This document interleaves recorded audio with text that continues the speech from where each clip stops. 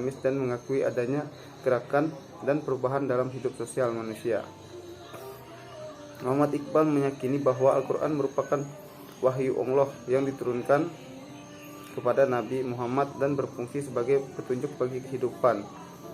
Al-Quran merupakan undang-undang yang membuat sebagai peraturan secara detail. Tujuan Al-Quran adalah untuk membangkitkan kesadaran Muslim secara detail yang lebih tinggi, hubungannya dengan Tuhan dan alam semesta.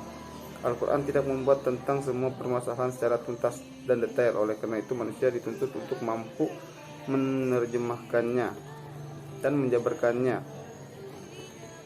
Semangat naskah Al-Quran yang masih bersifat garis besar harus menggunakan nalar dan pemikiran mereka dalam membumikan Al-Quran sesuai dengan semangat dan dinamika masyarakat tersebut. Muhammad Iqbal menyaksikan umat Islam yang terpaku dalam pemahaman ulama masa lalu. Mereka tidak berani melakukan talah ulang, apalagi mempertanyakan kembali otoritas terhadap ulama tersebut. Tentu saja pemahaman Islam tersebut berbau klasik dan pertahankan tidak mempertimbangkan kondisi objektif masyarakat yang dihadapi. Di antara pemikiran-pemikiran Muhammad Iqbal yang menarik adalah tentang pentingnya arti dinamika dalam hidup. Tujuan akhir setiap dinamika manusia harus berada di bawah tujuan ini, dan nilai segalanya harus ditentukan sesuai dengan kecakapan hidup yang sedang tidur mendorong kita menghadapi cobaan-cobaan manusiawi. Dari gagasan tentang semangat Al-Quran yang sangat menghargai gerakan dan dinamika Muhammad Iqbal tersebut untuk menyadarkan umat Islam agar bergerak mengubah keadaan statis dan target untuk menjadi dinamis dan progresif dalam menjalankan kehidupan dunia. Menurut Muhammad Iqbal, Al-Quran memandang perlu menyatukan agama dan negara, etika, politik, alam suatu wahyu saja, berdasarkan pengalaman lanjut Muhammad Iqbal. Muhammad Iqbal tidak berpendapat bahwa Baratlah yang harus dijadikan sebagai model. Kapitalisme dan imperialisme Barat tidak dapat diterimanya. Barat menurut nilainya amat banyak mempengaruhi oleh materialisme dan telah meninggalkan agama. Menurut Muhammad Iqbal, yang diambil dari Barat adalah ilmu pengetahuannya. Kalau kapitalisme ia tolak, tapi sosialisme Barat ia terima. Beliau simpati terhadap gerakan sosialisme Barat dan di Rusia. Semangat untuk mendirikan sebuah negara muslim yang kelak bernama Pakistan tersebut pada dasarnya sudah muncul sebelum abad modern, yang kemudian berkelanjutan hingga ke abad modern. Adapun perjuangan menuju terbentuknya suatu negara muslim yang terpisah dari India tersebut telah didukung oleh beberapa gerakan kaum muslim yang memiliki isu dan metode politiknya masing-masing. Namun dapat dikatakan bahwa meskipun terdapat beberapa genre dari masing-masing gerakan tersebut, tapi pada dasarnya memiliki tujuan yang sama, yaitu membentuk suatu negara muslim terpisah yang memiliki otoritas sendiri di ranah politik Indonesia. Di ranah politik India. Peran Muhammad Iqbal.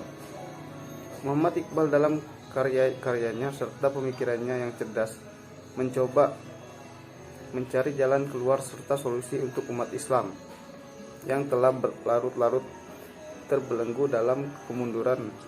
Namun dalam pemikirannya sebagai seorang pemikir serta penyair, Muhammad Iqbal memberikan kontribusinya dengan pandangan yang alternatif dalam bentuk karya-karya Muhammad Iqbal melalui karya-karya sastranya, karya-karya pemikirannya serta dalam berpidato yang dibuatnya. Melalui karya-karya tersebut, tindakan Muhammad Iqbal untuk mengajak pada seluruh umat Islam agar tidak jatuh dan jangan mundur, serta jangan terlalu mengakibatkan diri pada ajaran klasik terdahulu yang membuat masyarakat Islam mundur. Jangan terlalu berpedoman pada Barat. Di disebabkan Barat bukanlah hal yang utama untuk dijadikan pedoman dalam urusan sosial. Di bidang pembaharuan pemikiran Islam, Muhammad Iqbal berpendapat bahwa kemunduran umat Islam selama 500 tahun terakhir disebabkan oleh kebekuan dalam pemikiran dengan alasan untuk mempersatukan umat. Sebagai ulama, membuat syariah menjadi alat yang ampuh untuk membuat umat menjadi jumud atau statis. Paham dinamis Islam. Islam ini yang ditonjolkan yang membuat seorang pemikiran Islam mempunyai kedudukan penting dalam pemikiran serta pembahasan di India, Pakistan. Bahkan bapak pencetus umat tersebut negara Islam di Pakistan ialah Muhammad Iqbal. Hal ini terjadi ialah ia berpidato dalam ceramahnya di organisasi lembaga Liga Muslim, saat ini menjabat sebagai Presiden Liga Muslim. Islam menolak konsep lama untuk mengatakan bahwa alam bersifat statis.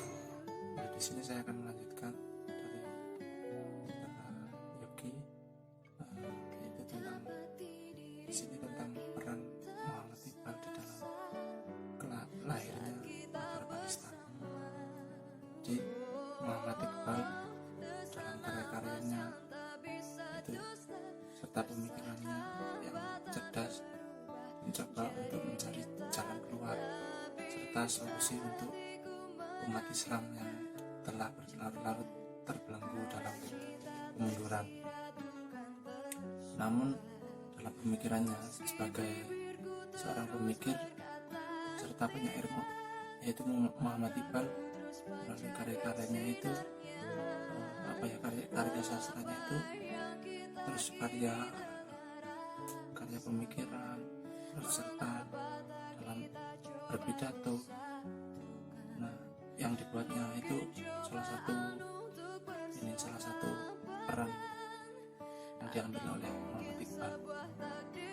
Nah, itu yang pertama kayak melalui karya-karya sastra, itu tindakan Muhammad Iqbal untuk mengajak pada seluruh umat Islam itu agar tidak jatuh dan jangan mundur, harus memiliki kayak penyemangat kayak gitu. Nah, yang kedua itu di bidang pembaruan pemikiran Islam. Di Muhammad Iqbal itu berpendapat bahwa kemunduran umat Islam selama 500 tahun itu disebabkan oleh kebekuan dalam pemikiran. Jadi tidak ada inspirasi lain untuk membuat solusi masalah yang ada. Nah, terus peran dari Muhammad Iqbal itu dia paham dinamisme Islam. Jadi inilah yang ditonjolkan, yang membuat seorang pemikir Islam mempunyai kedudukan penting dalam pemikir serta pembaruan di India, Pakistan. Nah, bahkan pencetus utama terbentuknya negara Islam di Pakistan itu ialah Muhammad Iqbal. Hal ini terjadi saat ia berpidato dalam ceramahnya di organisasi lembaga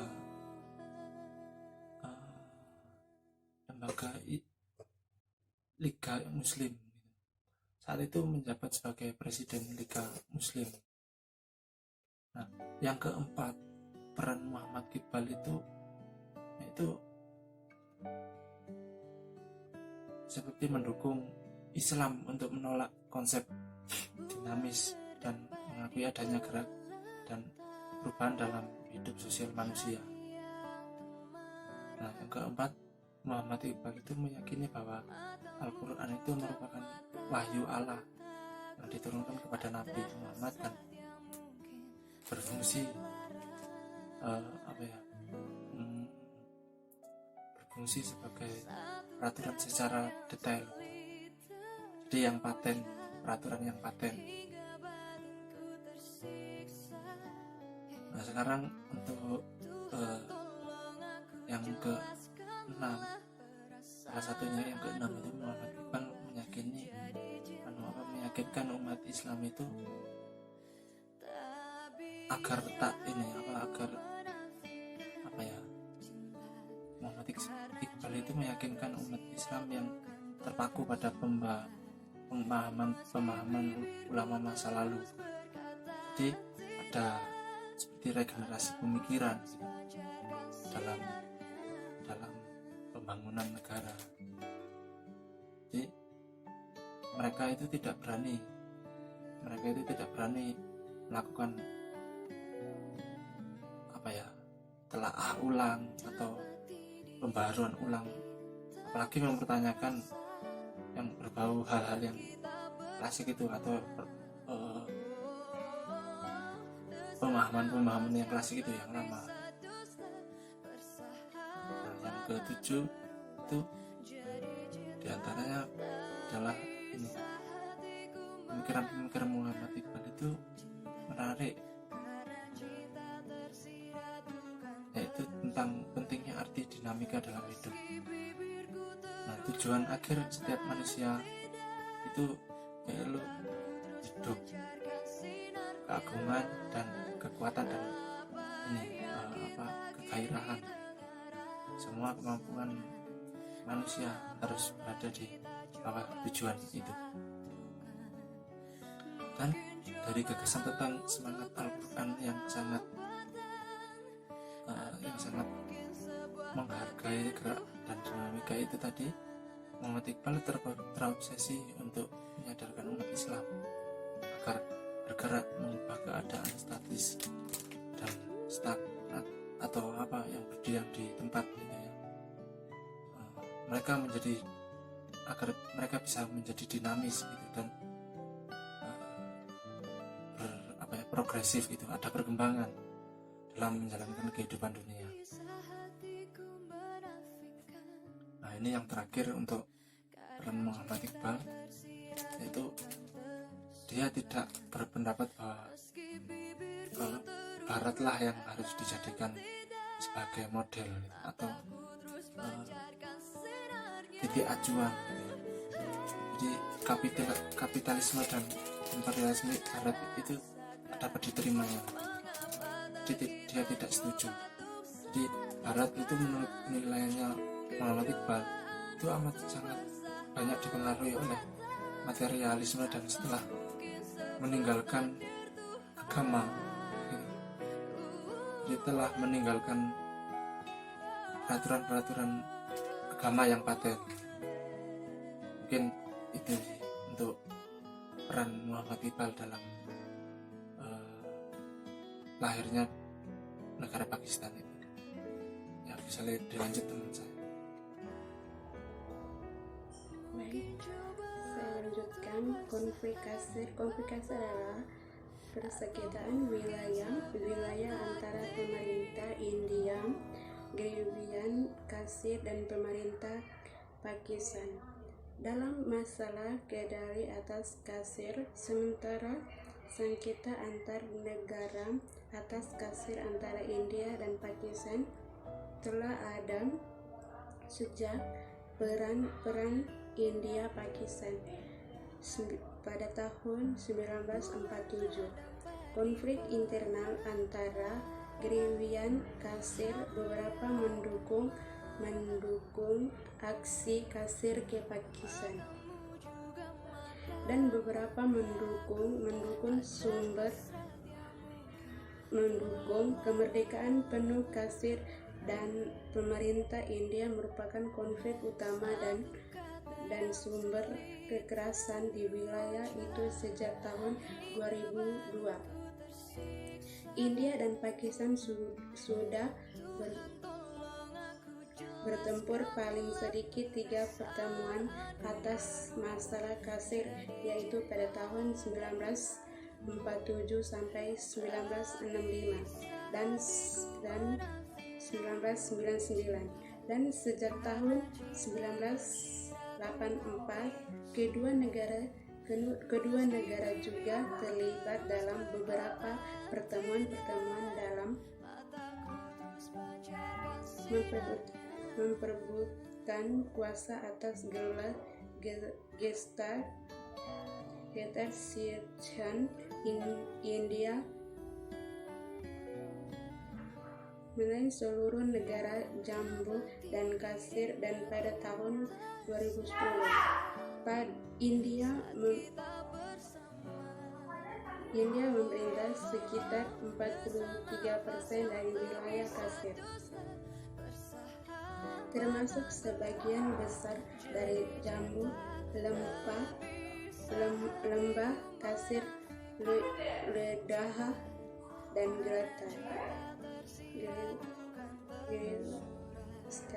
Sindh dan Karaim. India ditentang oleh Pakistan yang memerintah sekitar 37% dari wilayah Kashmir, yaitu Aceh, Kashmir, dan bagian utama dari Gilgit dan Baltistan.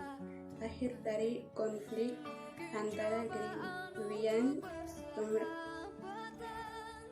pemerintah Kashmir dan pemerintah India terikat atas sebuah perselisihan atas otonomi lokal.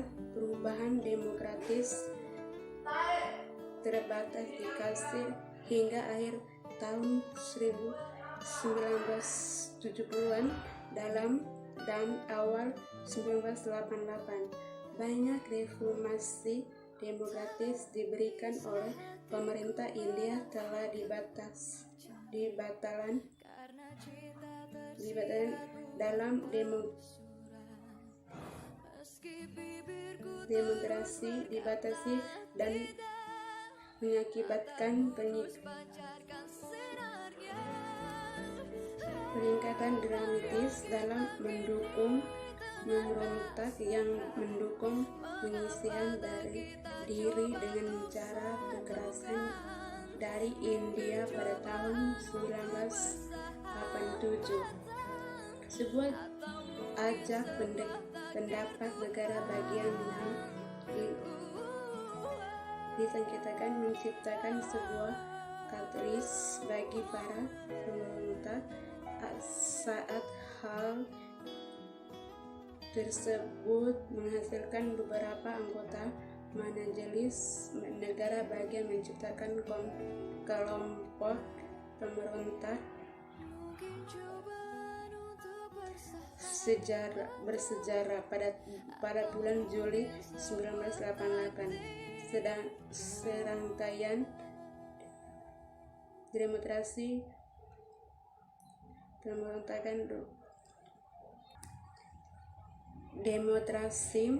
pemberontakan pada menyerangkan pada pemerintah India melalui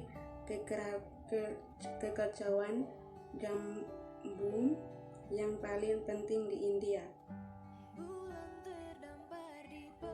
Gejolak dan Jammu Kashmir telah menghasilkan ribuan korban jiwa, tetapi semua menjadi tidak terlalu memastikan. Dalam beberapa tahun terakhir telah ada gerakan-gerakan protes di wilayah Kashmir yang dipemerintah oleh India sejak tahun 1989. Gerakan-gerakan tersebut diberikan untuk menyuruhkan selisih dan keburuhan atas pemerintah India, terutama militer India. Pemerintah utama diselenggarakan pada tahun 2008 yang secara umum dipandang adil oleh Komisioner Tinggi PBB untuk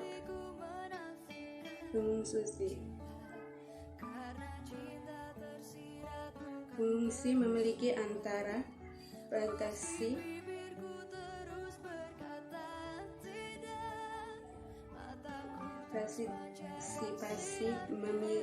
pemilih yang tinggi, meskipun ada ajakan oleh militan untuk memperoleh dan menyebabkan konfirmasi nasional Jammu dan Kashmir pro-India membentuk pemerintah di negara bagian tersebut. Menurut Voice of America, beberapa mengamat dan menanfisikan angka tinggi pada pemilihan umum isi sebagai tanda bahwa rakyat kasir telah mendukung pemerintahan India pada negara bagian ini. Walaupun begitu, Sajid seorang pemimpin separatis kasir termuka bahwa anggota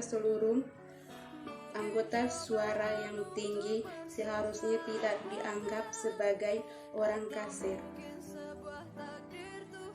tidak lagi menginginkan kemerdekaan pada tahun 2009 dan 2010.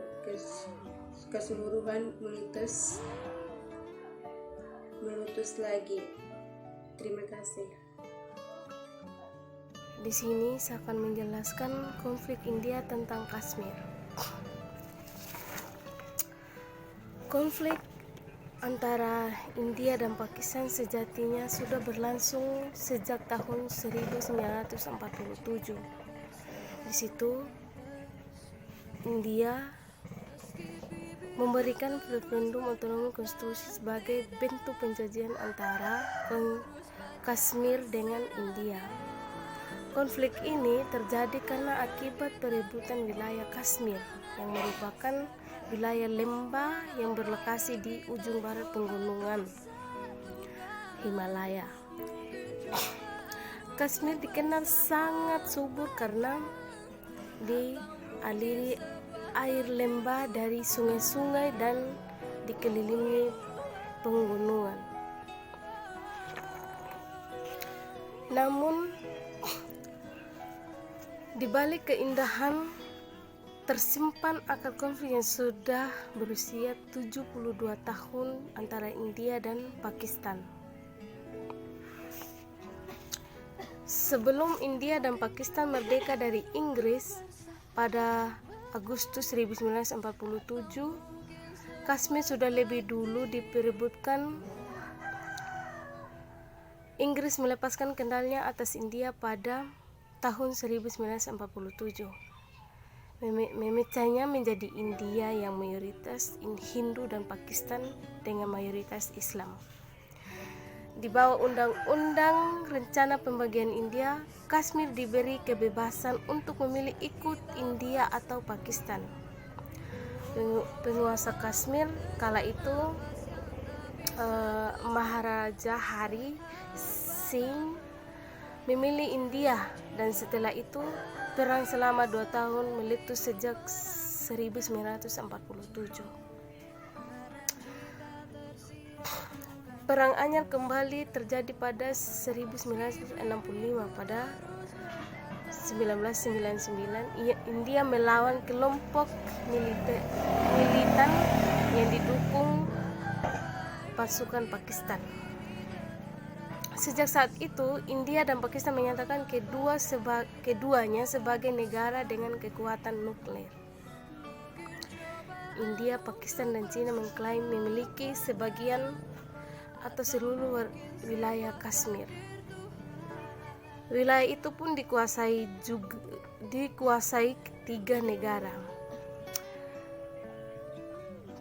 Wilayah kekuasaan India 1 negara bagian, yaitu Jammu dan Kashmir, membentuk bagian selatan dan timur. Pembentukan bagian selatan dan timur wilayah dengan total sekitar 45% wilayah Kashmir.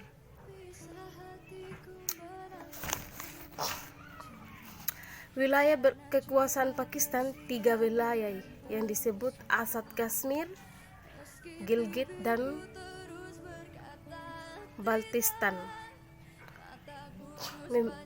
membentuk bagian utara dan barat wilayah. Itu bagian utara dan barat wilayah dengan total sekitar 35% wilayah Kashmir. Wilayah kekuasaan Cina 1 wilayah yang disebut Aksai Cina di bagian timur laut.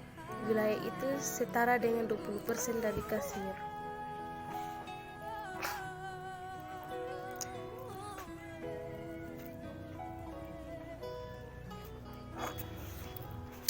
Banyak warga Kashmir tidak ingin berada di bawah kendali pemerintah India.